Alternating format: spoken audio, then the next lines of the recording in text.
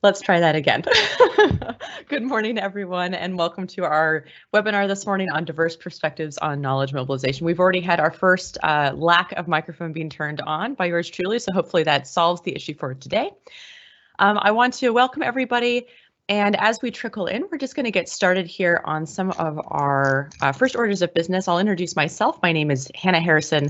I'm a postdoctoral scholar in the geography department here at the University of Guelph.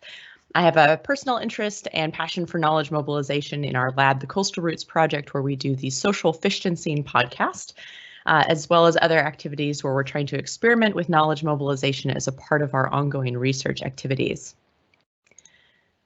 Today, I want to begin with a land acknowledgement. I want to acknowledge that the University of Guelph resides on the ancestral lands of the Attawandaron people and the treaty lands and territory of the Mississaugas of the Credit.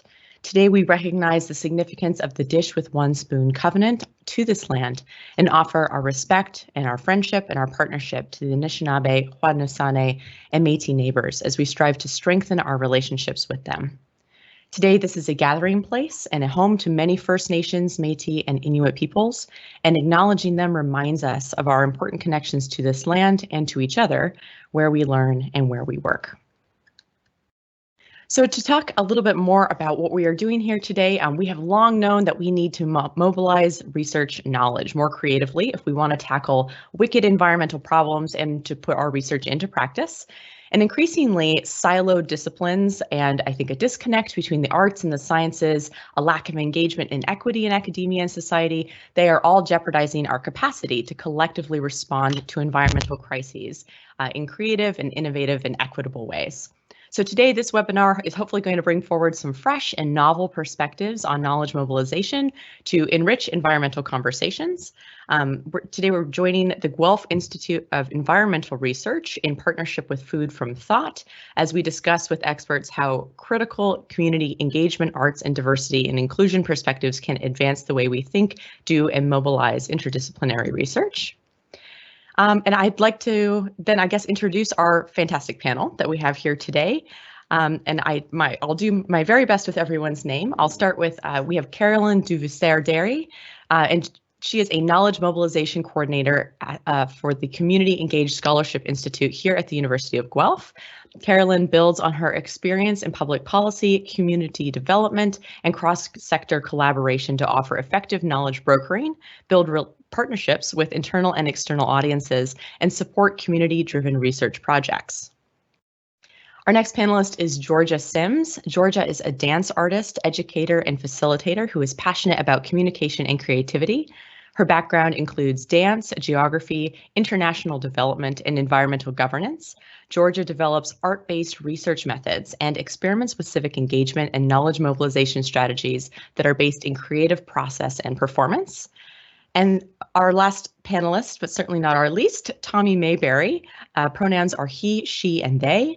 Tommy explores gender, pedagogy, performance, language, social media, reality TV, both individually and intersectionally. Tommy led the Science Library Project at the University of Guelph, which fosters storytelling for science communication, something I really appreciate here in our community. And currently, Tommy conducts research on transgender visual culture in 19th century British art and literature at the University of Waterloo. So welcome to all of our panelists. Thank you so much for taking the time to be here with us today. And we'll start with our first question. I'm giving everybody, I think, 4 minutes to address the question, and we're going to start with Caroline. So can you describe your approach to knowledge mobilization and how it creates interconnections between disciplines and sectors? And Caroline, if you'd like to start us with that, please. Yes, absolutely. Thank you so much, Hannah, and thanks to Virginia and to GIER for hosting this event. So as Hannah mentioned, I lead the knowledge mobilization program in a place called the Community Engaged Scholarship Institute, which I'm going to very often refer to as CESI. So CESI supports collaborative research that brings together community and campus stakeholders. So we do that in a number of ways. We mentor students to conduct research with and for local community organizations. We we support research partnerships between University of Guelph faculty members and non-academic stakeholders. And we also help researchers on campus develop knowledge mobilization strategies to share their research beyond academia. In everything that we do, though, we work to implement and support practices of what is called critical community engaged scholarship. So that's what I'm hoping to speak very briefly about today. Critical community engaged scholarship is a form of knowledge mobilization that emphasizes the importance of creating mutually beneficial partnerships between researchers and the people for who the research is ultimately meant to be. So we often refer to these people as knowledge users or target audiences. And so in some respects, it might resemble what you would have heard referred to as integrated knowledge mobilization. Critical community engaged scholarship brings attention to the expertise that exists outside of the university. So we recognize that policymakers, practitioners, or individuals with lived experience of an issue can bring valuable insights and expertise into the research process. And so knowledge about this given issue should be generated collaboratively or co-created by academic and non-academic partners. And so in that sense, it's an approach that's very multi-sectoral. Engaged research is about creating opportunities for relevant people and groups outside of academia to be active co-designers of the research, and we seek to engage them throughout the research process if possible, from establishing the project's goals and methods to collecting data and interpreting data to understanding the implications of the findings. So, for example, one of CECI's programs is called the Research Shop. And in the Research Shop, we collaborate directly with local organizations and with local not-for-profits on research questions that can inform their work. So, so they bring the questions, and then we work together to figure out how to answer them. And then we have interdisciplinary teams of students who are conducting research projects under the guidance of both university staff and community partners. So we think that this helps ensure that our research is guided both by academic rigor and also by social relevance.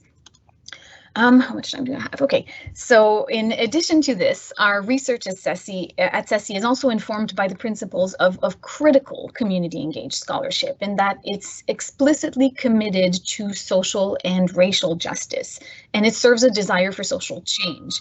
So we see collaborative research as a way not only to increase the relevance and the application of knowledge, but also as a way to address social inequities. And that means that as we design and conduct our research, we try to pay attention to a couple of things. So for example, we aim to work on research priorities that are directly identified by our community partners. We privilege the development of strong relationships and strong collaborations that are mutually beneficial. We work to pay attention to the roots of inequities and work to make meaningful contributions to social justice and social change. And we also adopt asset-based understandings of communities, valuing and building on the strengths of our partners. So I am running out of time, and I'm sorry this is super short and sweet, but basically our critical community engaged approach informs both how and why we do research and knowledge mobilization. So we want to create research that has an impact, but not any impact. So that's it in a very short nutshell.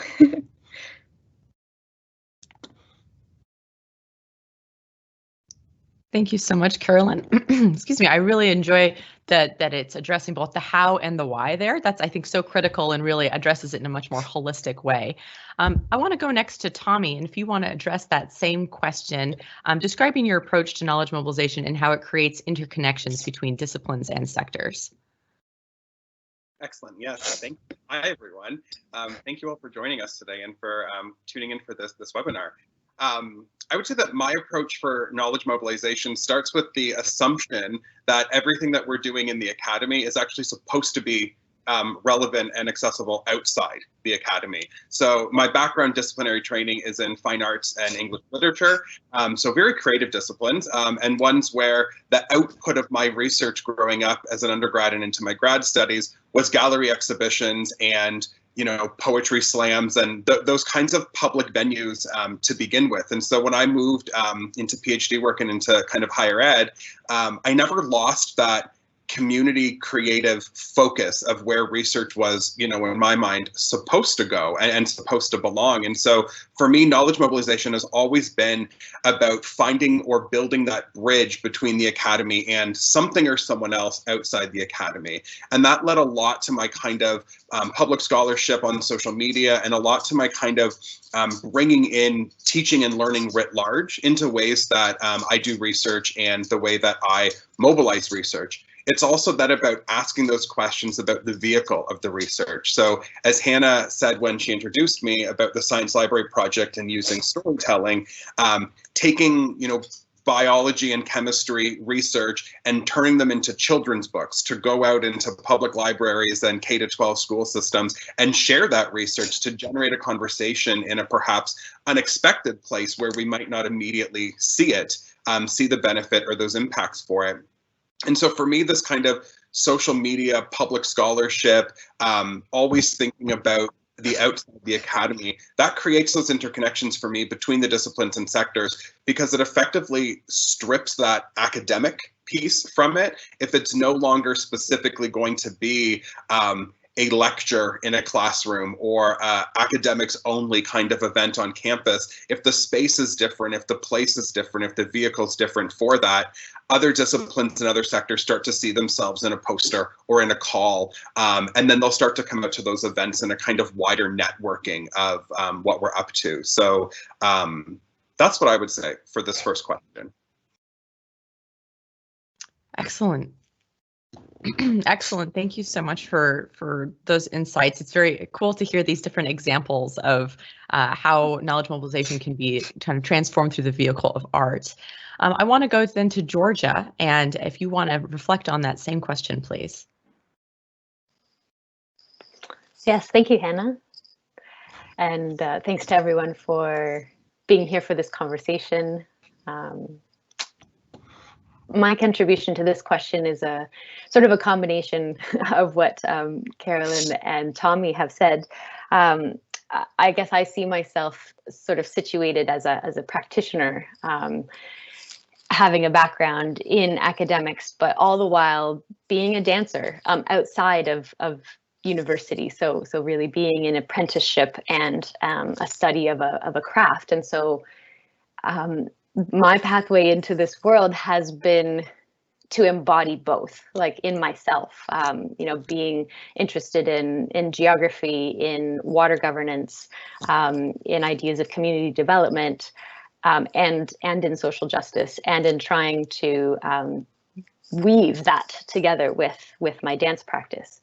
And so my approach really is about making arts and creativity like the center focus, where the reason for it is because it's about your lived experience. It's about bringing your life into what could be a very specific, distilled scientific question. And both are valid, right? We need the rigor, we need the academy to help us focus. And then we also have to put that back into that messy human context, which we're sort of here to talk about today. And so the reason that arts has always spoken to me so powerfully is because there are so many different wisdoms afforded to us through different art mediums.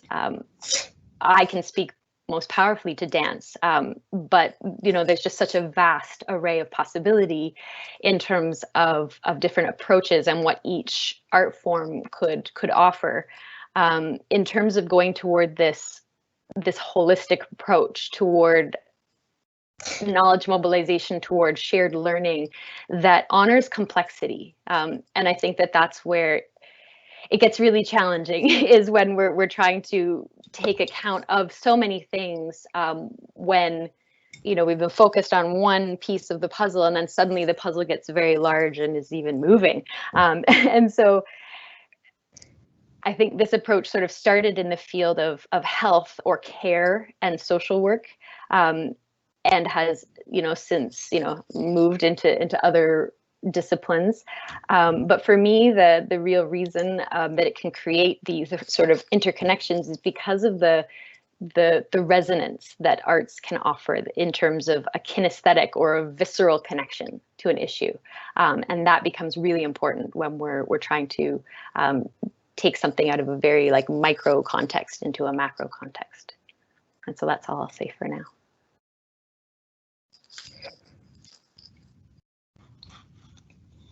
Thank you so much for those comments. It's just so interesting to kind of hear all of the different ways that this idea of knowledge mobilization has come to fruition in each of your work. Before we move on to the next question, I do want to ask all of our attendees today.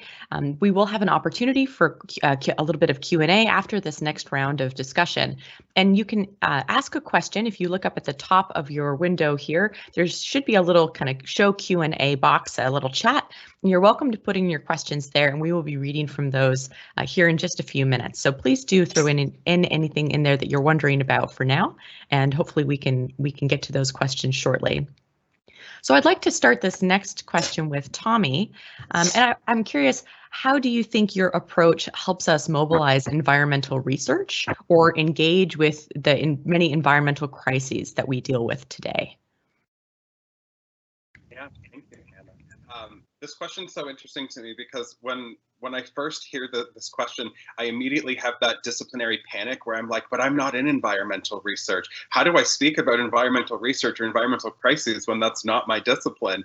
And then I like secondarily think, I'm like, well, that's the whole point of my approach to it, is that it's kind of discipline agnostic. It's kind of academic agnostic in the way that it is community based and it is looking and sort of reaching out beyond the walls of the ivory tower. And so I think things like social media and different places and spaces and different vehicles for research actually also really would help mobilize environmental research in terms of getting them out of the lab and getting them out of the academic classroom and the post-secondary classroom and the academy, and taking them into different venues and locations, or activating different media and different partnerships as well. So thinking about who you could collaborate with who is an artist or a writer or a journalist or someone with a connection to the environmental field or environmental crises, to go to a place like a public school or a private school or a library or those kinds of other venues to activate the research in for this, but also thinking about those other ways that you can just take your own research yourself beyond the walls of the academy. So public scholarship, you might think, and it might sound like, well, I'm not a public scholar, right? I wouldn't feel confident or brave to put anything up about a wicked problem or something on social media, but even sharing, posters of talks that are happening in the academy, or opening them up to invite the public in, making that explicit note on the poster that says, anyone and everyone is welcome, including and or especially community members and people not connected to the University of Guelph or whatever your university is, beginning to flag at that kind of inclusive communication level who the audience of this work is, so that we can actually mobilize it in a very practical, mobile way to get it beyond the walls of the academy. And so I do think, just thinking again about environmental crises for that and not giving into that disciplinary panic on my part, I think this could work for any discipline or any type of research project as well, to invite more people in consciously and in a kind of decided, intentional manner for that, and see what happens. See who from the community is going to show up and is going to say, hey, I never thought about this, or I didn't know you were working in this field.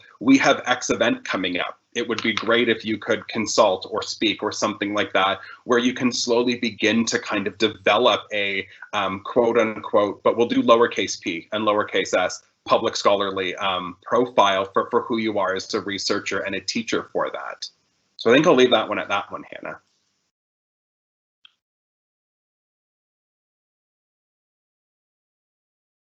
Thanks for that. I really love that idea of flagging the audience.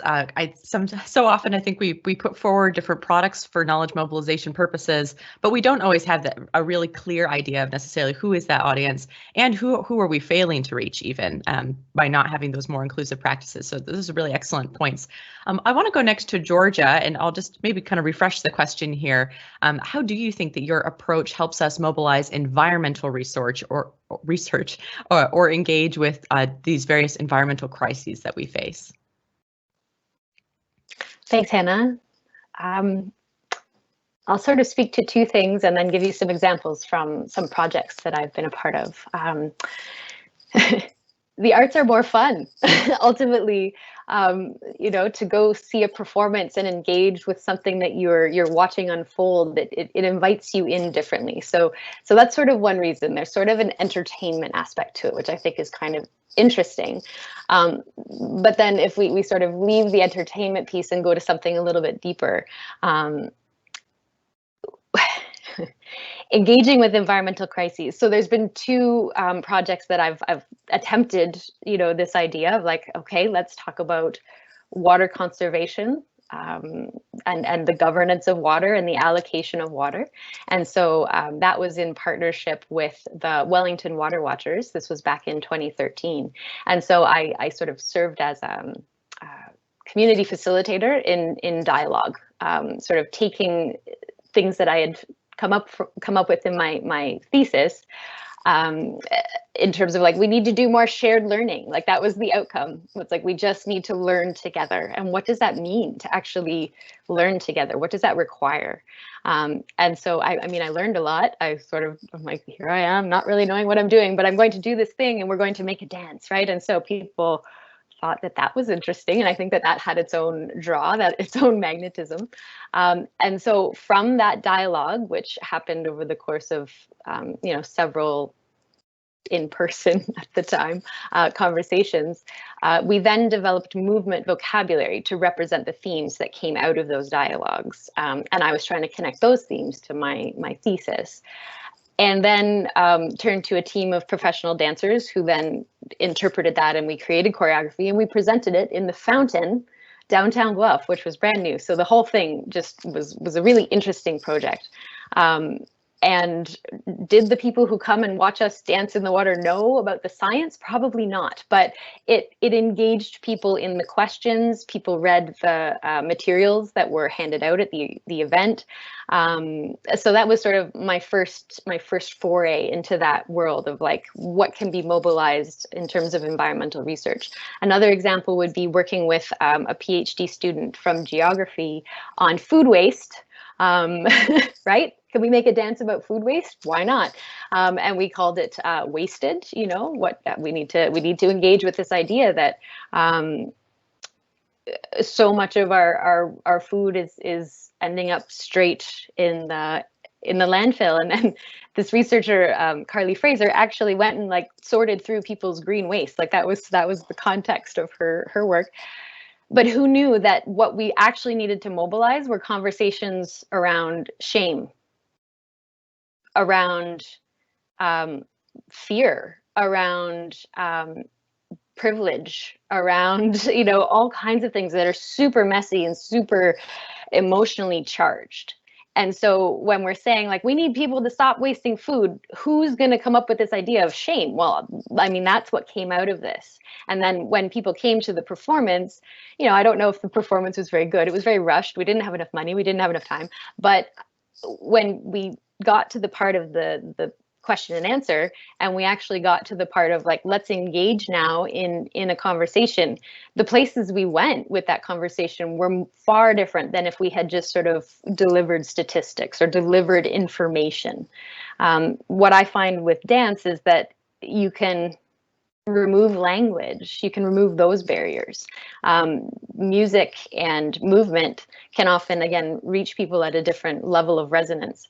And then the dialogue that's available is very different. So I think that engaging with environmental crises actually requires that we step into emotional content and embrace the conflict that will absolutely be there. That's all I'll say for now.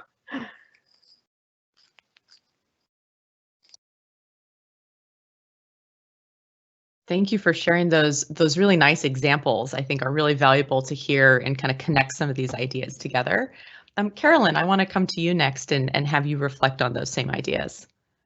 Yeah, absolutely.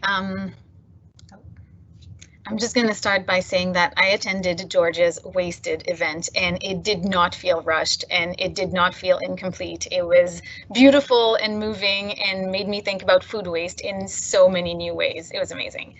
All right, so how can critical community engaged scholarship help us address complex societal issues, including environmental crises? Well, I would say that the most obvious ways that critical community engaged scholarship can do that is that collaborative and community engaged research has been shown to be one of the most effective ways for research to lead to real change, to create real change. The knowledge mobilization literature has shown time and again that engaging your audiences early in your research process and having them play an active role in informing your project can make your research more relevant, more applicable, and certainly more impactful. So basically, by working with non-academic partners, you're more likely to create research that they can use and that they are more likely to act on it. So I thought I would give you one example of how that's worked in practice for us at CESI. So a number of years ago, we worked with local partners to develop what we called a community research agenda on the themes of environmental sustainability and energy transitions. So concretely, we hosted a series of meetings with representatives from local environmental organizations, and they were asked to brainstorm ideas, just generate ideas of research questions or research projects that would help them advance their own environmental work. And they came up with hundreds of topics. And from those, we developed 3 main research domains and 10 project ideas. And then CESI worked to match those projects with faculty members, with course instructors, with folks on campus who were interested and able to take those on. And then over the next couple of months, couple of years, some of these research questions were addressed via, we had 2 community engaged courses, 1 research job project, 2 partnered funded research grants. And we were able to sort of answer some of those questions that had come from the community. So there's a couple of things to highlight about our approach here and sort of how we achieve that impact. The first one is that all the research was anchored in community identified priorities, as I spoke to before. So basically, we were ensuring that we were producing research that was needed here and then. Our community partners also stayed engaged in various ways in the research projects, so they were able to inform the direction of the projects and ensure that both the content and the formats in which that content was shared continued to suit their needs as the project evolved. And so we also didn't need to go overboard to develop knowledge mobilization strategies because our main target audiences were already engaged. They were already able to use and apply the findings of that research.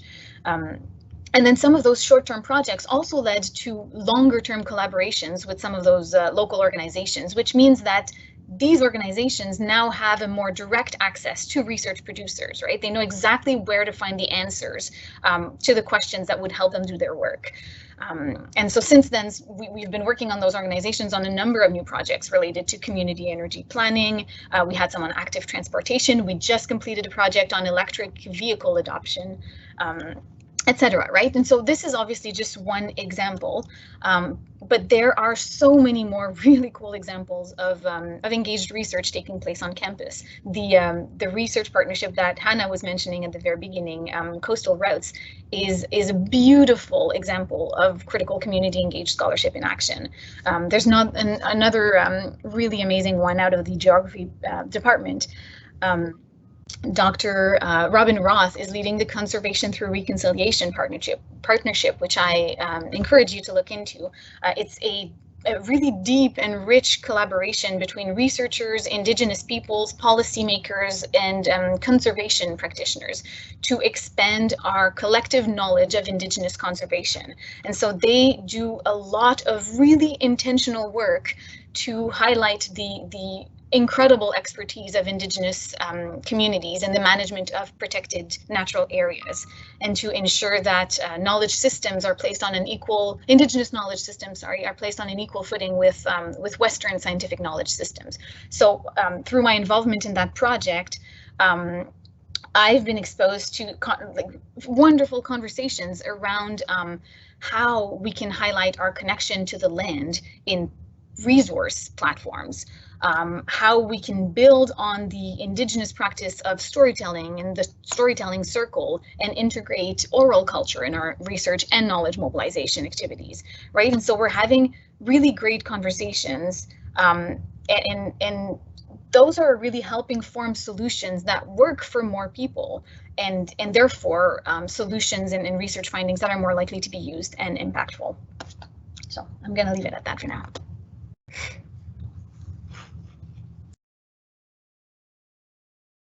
Thanks so much for those really nice thoughts, and appreciate you calling for the Coastal Roots project here, because that's certainly something that we work hard to do. We do have some really great questions coming in from our audience, and so I'd like to go there, and maybe I'll start with Georgia in this one. I think this is particularly interesting considering the examples you gave of dance. We have someone who would like to know, how do you measure the effectiveness of knowledge mobilization, and perhaps what indicators do you recommend to track the success of these types of projects and efforts? Do you want to start us off with that? Sure. It's a great question. A couple of things come to mind.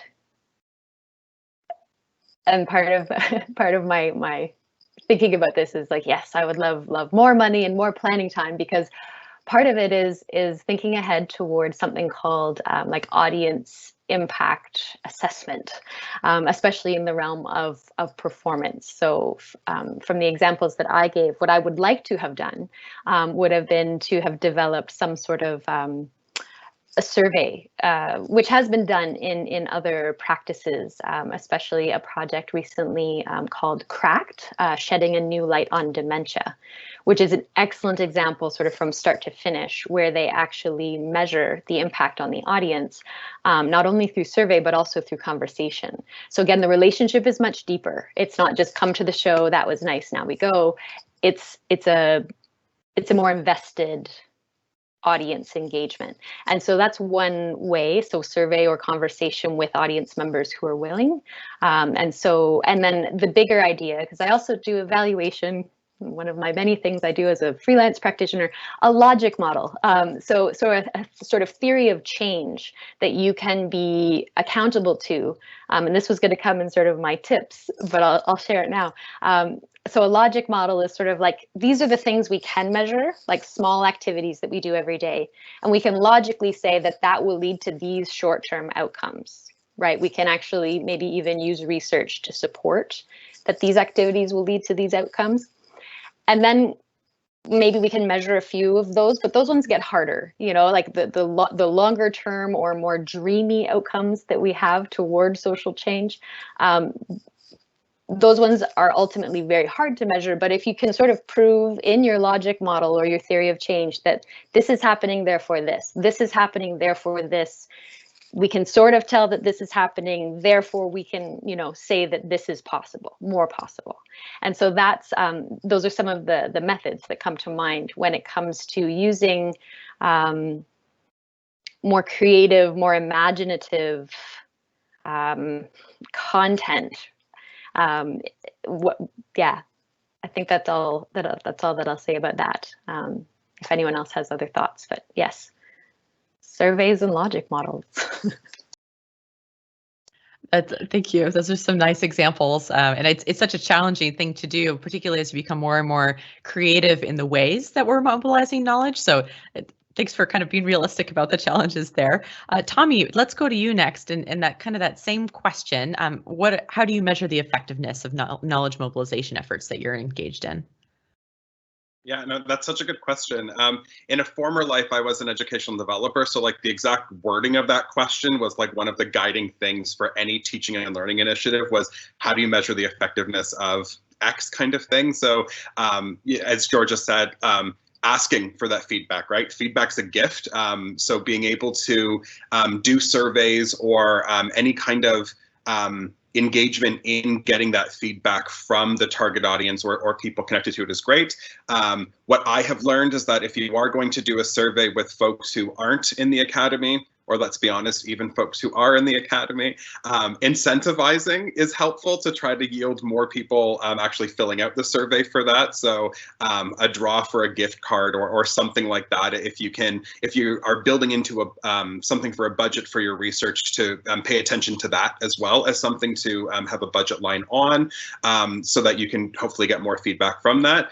But also taking this idea of the creative ways of thinking about knowledge mobilization, creative ways of thinking about gathering and garnering that feedback as well. So surveys aren't the only way that we can gather feedback from people. What I like to do in live events, especially ones that are taking places in public areas, or thinking, Georgia, about the fountain and people dancing around the fountain as well.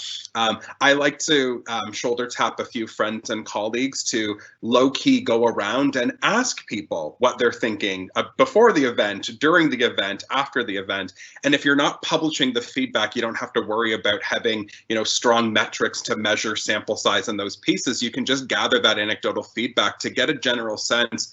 What was the temperature like of participants in this event before, during, and after kind of thing? So bring friends would be my other way that I would say to do that as well, so that you can tap them on the shoulder and say, go mix, go mingle, go see what you can find out about this, and we'll chat about it after as well.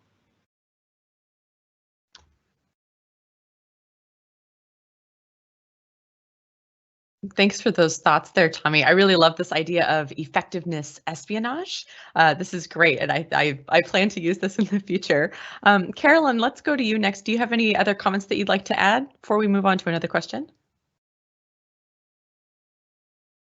Yeah, maybe just very briefly, because I think these were great answers. I think the answer will very much depend on what your knowledge mobilization activities are, right? So when I plan knowledge mobilization strategies, I find it really helpful to use what are often referred to as knowledge mobilization plans or forms or templates that you can fill and sort of think through who your audiences are, how you're going to engage them, etc. And these often include numbers of examples of good indicators that you can use to measure your impact. But generally speaking, I think it's helpful to think about it exactly the way Georgia was in terms of that theory of change, and try to identify a couple of indicators at each step in achieving that impact, right? So a couple of indicators of your reach. How many people did you were involved? How many people retweeted your information? How many people attended your event, etc. And then move towards sort of indicators of potential change in knowledge, right? So how do they feel like they learn more about? Did they learn about this topic because of your intervention? And then move into sort of indicators that look at whether they will change their behavior as a result of this new information, as a result of your interventions. So at each step towards impact, there are so many indicators that you can use, and they'll very much depend on what your activity was. But there's a lot of information online about this. I also might plug a workshop that we're going to be hosting in a few weeks. I'm happy to put the link in the Q&A, but specifically about how to evaluate knowledge mobilization strategies. So I'll post the link to that specific workshop in the Q&A if anyone's interested. It's going to be online, live, free. Just log in if you're interested. But we have an evaluation specialist who will be speaking more directly about how to measure your impact. But overall, it's very challenging. Everyone finds that challenging in knowledge mobilization, because you're thinking about changing behavior, right? It's so hard to understand and measure the impact of strategies that will simply contribute to a bigger outcome. So I'll leave it at that for now. Thank you very much for that. I especially like that you touched on this idea of changing behaviors at the end, and I think that actually feeds us really well into our next question. And I'm just going to read this in whole because I think the writer did a nice job framing this out. So faculty, but I think other folks as well, have really strict distinctions between the teaching, research, and service components in their effort and what they're expected to do at work. And this is often kind of a false distinction, as I think we've discussed, for those who are doing engaged teaching and research and community engaged scholarship, and who are working routinely with partnerships in civil society or the public or even the private sector. So I'm curious, what might be a better way of framing and therefore measuring or assessing and valuing faculty distributions of effort. And I would extend that into students as well, since I think often we view knowledge mobilization or science communication as kind of the extras that you do at the end. And I think our discussions really showed that this is actually a very integrated piece of research throughout the process. So yeah, how could we better frame that and give maybe more credit and value to all of the ways that we give effort in these different sectors of our jobs?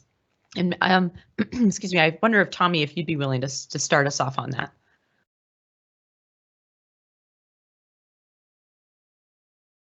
Yeah, absolutely. The first thing that comes to mind when thinking about distribution of efforts, especially in a teaching and learning environment or research teaching and learning environment, is that false dichotomy between the research pillar and the teaching pillar, and then this weird thing we call service. And so I always think, and I always tell faculty and instructors, if there isn't a blur between those three things, you're doing it wrong.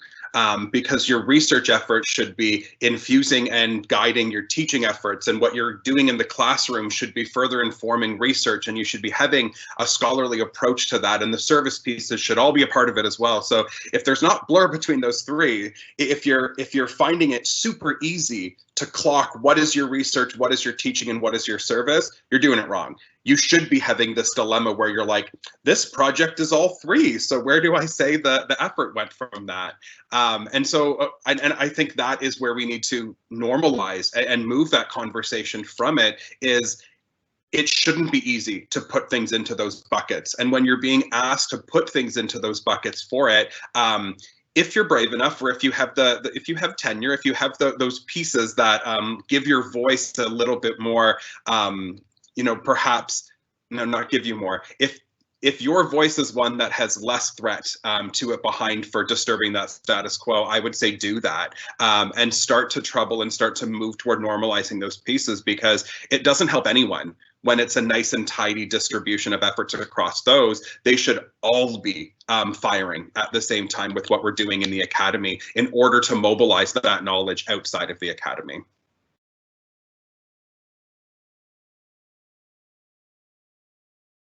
I love that. Like, if it's too easy to put it into the buckets, we're doing it wrong. It should be messy and blurred in those boundaries. Caroline, do you want to follow up on that? I can try. It's a really great question, and it's a really difficult question, because this is something that we tried to work on at CESI a few years ago, and it's an ongoing project. It's not solved in any ways, but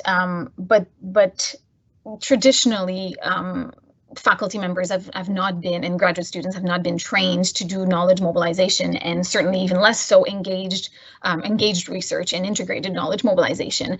And so traditionally we haven't been very good at recognizing that work and rewarding that work. So one of the things we've been working on at CESI and at the University of Guelph, especially in the College of Social and Applied Human Sciences, is incorporating new questions and new sections in tenure and promotion forms and in sort of development templates, to try to at least give the opportunity to faculty members to be able to describe their work and to reflect on how that helped grow their scholarship and sort of, yeah, help them as researchers. Ultimately, though, it's tricky because it always comes down to how it's going to be evaluated by peers. So it is very much work in progress. And even if we're able to change the structures to allow faculty members to talk about community engaged scholarship or integrated knowledge mobilization or all those kinds of activities, it's always going to be about how people understand it. So I think there's a lot of awareness raising to be done. We just need to continue talking about it and continue demonstrating how forms of integrated knowledge mobilization and engaged research are not less rigorous. They're not less academic as what we might see as traditional research. So it's about continuing to have that conversation and continuing to show what the impact of engaged scholarship can be, I think. And I'm sorry, I know this is not necessarily a very optimistic answer, but I think it's very challenging, and we have to continue to show the value of this work and the impact of this work to continue to be able to demonstrate how it makes research better, how it makes impact more likely, and therefore and it's more timely, it's more intensive, it's more difficult in many ways to do engaged research. So that should also be recognized as well in terms of how much output is expected of faculty members who engaged in integrated knowledge mobilization. A bit of a convoluted answer, but. Thank you. I think that last point you made about needing to also change expectations around outputs is also so critical. Georgia, do you want to give us some final thoughts on that question, please? Sure. Mine are also sort of wonderings. So there's a wondering that I have around just the term service. And to me, it's much less about service as it is about relations. The term service really puts us in a place of like, we are, like it sets up a strange dynamic in some ways. Like I understand the word, but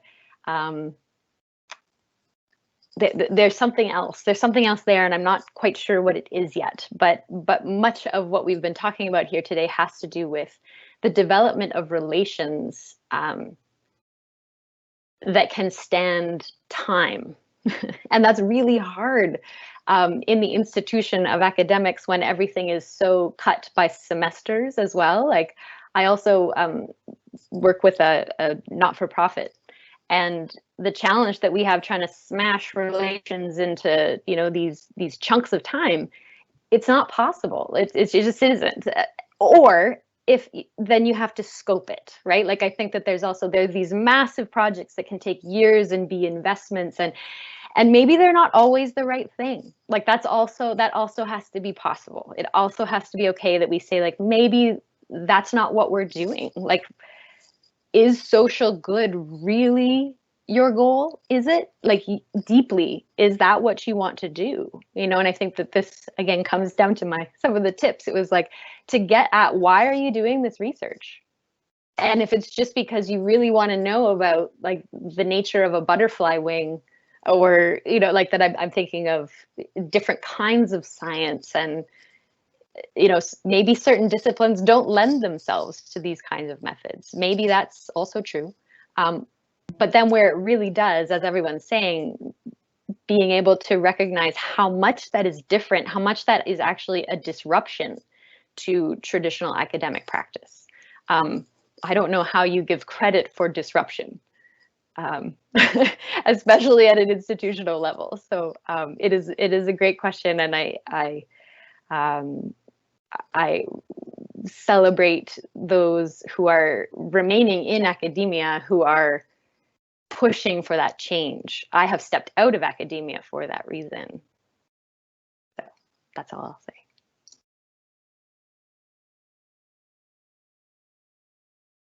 That was such a, I think, poignant way to wrap that up about how do we measure and celebrate and elevate disruption as a critical part of, I think, scholarship, but also, as you have pointed out, outside of the academy as well. So I'd like to just wrap up. I wish that we could get to all of the wonderful questions people have asked. Thank you so much for contributing those to the Q&A. I will also note that this is a recorded conversation, and it will be available on the GIER YouTube page sometime after we are finished here. But let's wrap with one last question, and we'll start with Georgia, I think, since you just wrapped the last one. What advice would you give to early career researchers as they first start to engage in this process and practice of knowledge mobilization? And I wonder if I can just add one additional detail to this and say, if you would reflect, I guess, on some of the challenges you have faced as you address those tips and tricks. Yeah, thank you, Hannah. I think so I'll just say what tips I had sort of prepared, and then sort of speak to the idea of that as it relates to my experience. But it's a question I just asked, but is this social good or social change really your goal? And if it is, like if that's really true, slow down. Just slow down. I completed my master's thesis in 2008, and I am just now starting to understand the magnitude of what knowledge mobilization can really be and what it takes after several attempts. And so take your time if you can. And I know that that's not how the institutions that we are working within are necessarily set up. But if you can, focus on relationships, focus on resource development. I think that's one piece that being outside the academic world that I no longer have access to. I mean, I have access to other things, but in terms of grant money, relationships also require like this reciprocity of skill and money, and often people outside of that just need to be paid. I think Tommy talked about being the incentivization or giving people a reason to be there. Pay them, you know, like that. There is real value in using your position to find the money to develop, to make the time and space for the relationship to flourish and thrive. And to find a way to be accountable to your theory of change. So when I ask, you know, is social good really your goal? What's your personal theory of change? Like, even if you didn't show it to anybody. And so that's something I guess I've been working on is what do I really believe to be true about what my impact can be as a practitioner of arts and social science. And, you know, really, I feel like I'm now just a student of the messy humanness that we all are, and how can we be in relation to the environment differently? Ultimately, I think we're all sort of trying to get at that question, and so that would be, yeah. I think I put those like that. That's my experience is really about my theory of how I can be different in the world and how my leadership can have an impact. And I guess also to that is, what can I stop doing? You know, it's like, what can we do is always the sort of energy around change. It's like, what can I stop doing? And I think I'll leave that there as sort of the question. But again, it's like, it just like, take your time, like let it breathe. The culture of urgency does not mix with relationship building and knowledge mobilization if it's coming from a critical, community engaged perspective. Thank you so much for that. Just such a nice, succinct idea for us to take away. Caroline, I wonder if you would reflect there next for us on what advice you'd give to those early career researchers as they first start to engage with these practices of knowledge mobilization. Yes, absolutely. And I'm totally going to build on what Georgia just said. But maybe first, I think it's really important to think carefully about your project and your context as you decide what type of knowledge mobilization approach to use. I mean, we've been presenting a number of ways today of doing knowledge mobilization. These are all possibilities. These are all ideas that may or may not apply to what you're doing, right? Engaged research will be more valuable in some projects than others, just like arts-based methods will be maybe easier to use in some projects than others. But exactly as Georgia was saying, I think the most important thing to understand when you're thinking of engaged research is that it's a long-term process. It can be so enriching and so impactful, but it's also incredibly time and resource consuming. And so I think it's important to understand what capacity you have before committing to a partnership, and also to manage expectations, both your expectations, your own expectations, and other people's. But if you're interested in doing engaged research, this is what gets me excited. So I would definitely encourage you to consider it. I would say the first thing to do is to find mentors and to find support, right? So talk to some of your colleagues that might be doing it well, or come and connect with us at CESI. If you're a student, I would also strongly ask you to consult with your advisor before trying to engage with partners, before going out and reaching to folks outside of academia.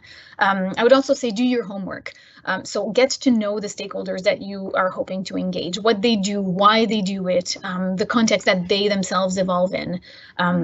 Basically just listen and learn, right? So you want to make sure that this partnership is valuable to them, not only to you, and that the impact is not only going to be on your research, but also on what they do and how they can use that research to inform their own practice. And then if you have existing networks and established relationships, or if your advisors might have some of them, build on that as much as you can. Collaboration does take time, and it's wonderful and it's ideal if you're already known and trusted by your potential partners. And then apart from that, what else do I have? Oh, I also wanted to emphasize how working in collaboration means letting go of a certain degree of control, right? Engaged research brings more people around the table, more knowledge and more ideas, which is great, but also more decision makers. So I mean, as cheesy as it sounds, communication is key when you work in partnership. So you need to dedicate time to talking to each other, not only about what you're going to be working on, but also, and probably most importantly, how you're going to work together. And so just to conclude that, I have posted 2 links in the Q&A for 2 training opportunities that are offered here at the University of Guelph. The first one is Skills for Research Impact, those free workshops that are available. And so there's 5 more to come this semester. And then the second one is a longer, more in-depth program called the Certificate for Knowledge Mobilization, the Certificate in Knowledge Mobilization. So I encourage you to take a peek at those, and please feel free to reach out to me if you have any questions. Thanks.